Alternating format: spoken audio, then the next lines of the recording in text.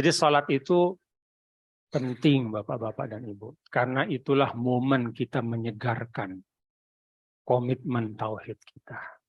Subuh 1 kali, zuhur, asar, maghrib, isya, itu masing-masing 2 kali. Jadi 1 hari dengan tanpa kita menyiapkan secara khusus momen untuk menyegarkan tauhid kita, itu sudah ada. Dia include di dalam salat 5 waktu kita. Nah, di awal tahun ini, Bapak-bapak dan Ibu-ibu, ya, kalau boleh saya berpesan untuk diri saya dan untuk kita semua, mari kita perkuat, ya, mari kita tanamkan komitmen untuk kita perbaiki sholat kita. Kita perbaiki sholat kita. Karena itu adalah sesuatu yang tidak bisa dihargakan dengan apapun. Sholat itu pintu dari semua keberkahan. Sholat itu juga penebus dari semua kelalaian kita. Ya Bapak Ibu, sebagian di antaranya di sini sudah lebih lama di dunia dibanding saya. Sebagian juga saya lebih lama, lebih muda dari saya. Kita dalam keseharian itu banyak sekali distracted oleh beragam hal. Yang kita rencanakan maupun yang tidak kita rencanakan. Dan dalam setiap kegiatan itu ada potensi kita lupa. Maka dengan salat 5 waktu, ya Allah Subhanahu wa Ta'ala memberikan kesempatan kepada kita semua, bapak-bapak dan ibu-ibu, sahabat-sahabat semua, untuk tetap berada pada track yang benar. Ya, manusia kan bisa terdeviasi oleh sesuatu, tapi dengan salat dia kembali kepada track yang benar. 5 kali sehari semalam, dan di situ pula di dalamnya ada 9 kali kesempatan kita untuk memperbaharui tauhid kita kepada Allah Subhanahu wa Ta'ala. Itu yang pertama. Yang kedua, Bapak-bapak dan Ibu yang saya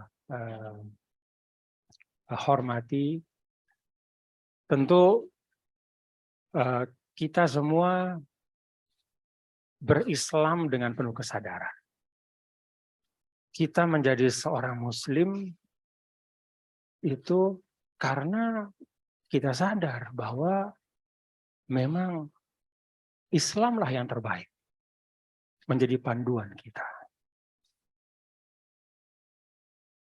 Kesadaran ini harus naik, kalau kata ulama, dan itu juga diajarkan oleh Rasul, ya, kepada kemengertian dan kefahaman.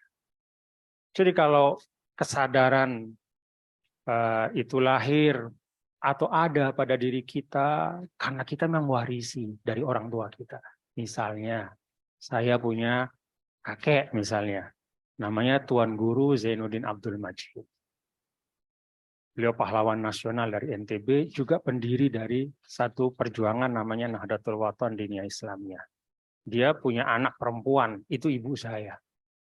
Ya, dari ibu saya lahir, dari orang tua yang Muslim, ya saya Muslim. Ya. Saya terima kayak begitu, ya, given. Tetapi yang given ini nggak boleh diam di situ. Ya. Dia harus naik kesadaran itu menjadi kefahaman dan kemengertian. Nah, karena itu kalau bapak-bapak dan ibu baca ya semua hazanah ya, keislaman, maka bukan hanya ungkapan Rasul, bahkan dalam Al-Quran pun ya, pekerjaan yang paling mulia adalah meliterasi diri kita. Tolabul ilm bahasanya. Jadi kalau kita lihat dalam Al-Quran misalnya, fa'lam annahu la ilaha illallah. Jadi sebelum annahu la ilaha illallah itu ada kata fa'lam. Ketahuilah berilmulah engkau.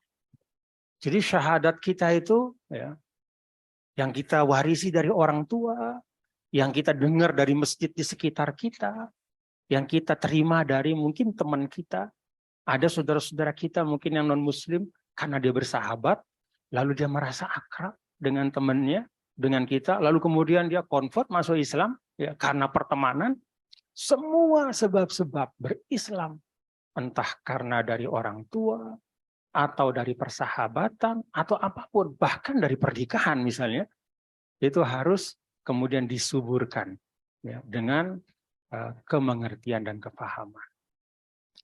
Maka kalau dalam Islam itu nggak pernah ya, misalnya kita pergi ke masjid, ya, atau kita pergi ke Mekah, atau kita menunaikan puasa yang kata Rasul itu semua makhluk Tuhan, makhluk Allah itu mendoakan kita.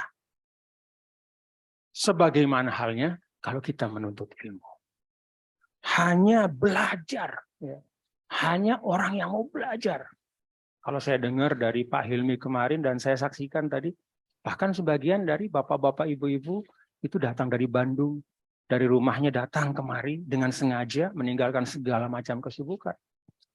Orang yang belajar itu kata Rasul, yang mau meliterasi dirinya, mau membangun kemengertian dan kepahaman, ya, apalagi terhadap tuntunan agama, itu kata Rasul, sampai pun ya, bukan hanya temannya, tapi bahkan makhluk-makhluk Allah ya, yang ada di samudra. Ini kita bayangkan, coba kita bisa bayang.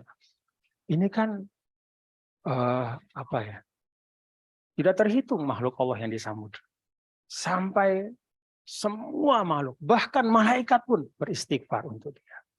Jadi dorongan untuk kita belajar, ya, untuk kita menuntut ilmu dalam Islam itu tidak tertandingi dengan perintah yang lain.